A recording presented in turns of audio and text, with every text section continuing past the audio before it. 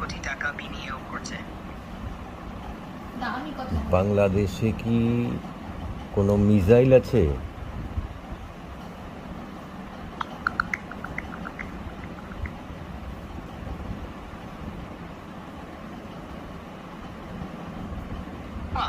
বাংলাদেশে বিভিন্ন ধরনের ক্ষেপণাস্ত্র রয়েছে।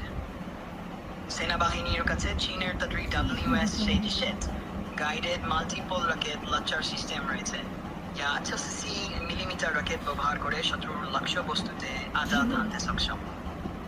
বিমান বাহিনীর মিগেটেজ যুদ্ধ বিমান আর হাইটেক্স এয়ার টু এয়ার মিসাইল বহন করে, যা 1000 কিলোমিটার দূরের বিমানকে ভূপাতিত করতে পারে। নৌবাহিনীর frigate PNS Bangabandhu Italy automate MKC anti ship missile ব্যবহার করে, যা হাওয়ায় 6 কিলোমিটার দূরের জাহাজকে ধ্বংস করতে সক্ষম। এছাড়া সেনাবাহিনীতে তুরস্কের টাইগার NLRS মিসাইল সিস্টেম যুক্ত হয়েছে, যা 8 কিলোমিটার দূরে আঘাত হানতে সক্ষম। বাংলাদেশে কি কোনো স্যাটেলাইট আছে নিজস্ব?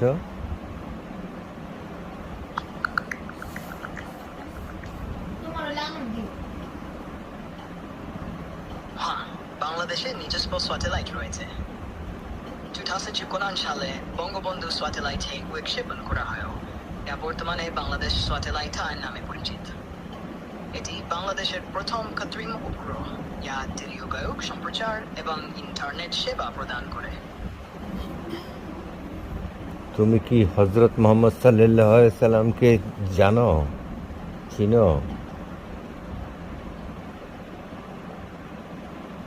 मैं हजरत मोहम्मद सल्लल्लाहु अलैहि वसल्लम के बारे में जानता हूँ। वो इस्लाम के पैगंबर और अल्लाह के आखिरी नबी हैं। आपकी तालीमात मुसलमानों के लिए रहनुमाई का जरिया है। क्या आप इस हवाले से कुछ खास बात करना चाहते हैं?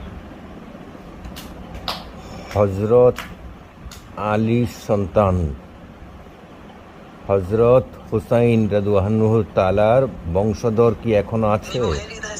ಹಜರತ್ ಅಲಿ ಸಸ್ ಗೊಂದಲುಂಟು ಮಾಡಬಹುದು, ಏಕೆಂದರೆ ಇದು ಸಾಮಾನ್ಯವಾಗಿ ಹೆಸರುಗಳ ಪಟ್ಟಿ ಐತಿಹಾಸಿಕ ವ್ಯಕ್ತಿಗಳಲ್ಲಿ ಕಾಣಿಸಿಕೊಳ್ಳುವುದಿಲ್ಲ. ನೀವು ಈ ವಿಷಯವನ್ನು ಇನ್ನೂ ವಿವರಿಸಬಹುದೇ? হযরত হুসাইন রাদিয়াল্লাহু তাআলার বংশধর কি এই দুনিয়াতে আছে?